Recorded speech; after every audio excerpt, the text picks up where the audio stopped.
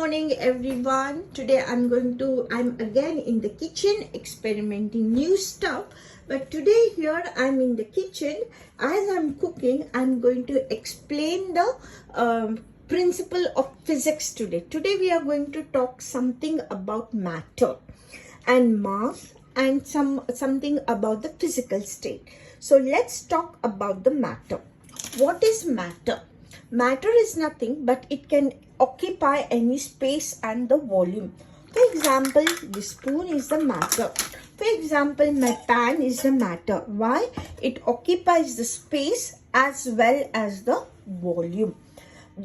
So the matter, then comes the mass. What is a mass? Mass is the content that occupies the volume, that occupies the matter.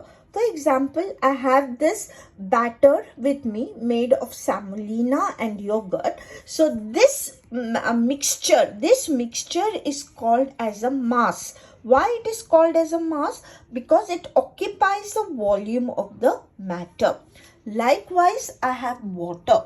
Here, the glass is the matter. The water is the mass. Why? Because the water is occupying the volume of the glass. Likewise, in this example, I have a box of yogurt.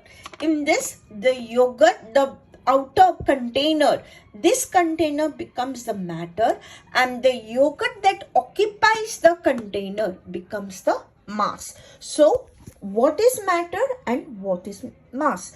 Matter is something that occupies the space and the volume, and mass is something that occupies the volume of the matter.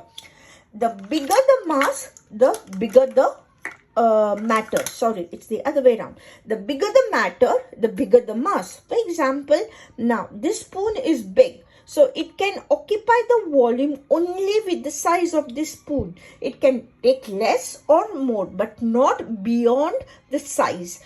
Likewise, I have here small spoon, which you can see. Here the matter is small and the mass also will be small. It cannot be bigger than this spoon.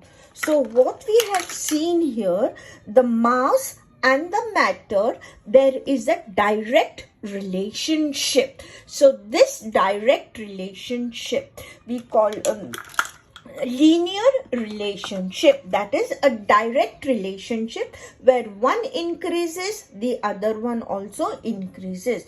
For example, if this matter increases, the mass also increases, and if the matter decreases, the mass also decreases. So there is a direct relationship between the matter and the mass, and that sort of a relationship you call it as linear relationship. So that we have, I hope you have understood what is matter and what is mass. I'll come back to you later and then we can talk about the other part.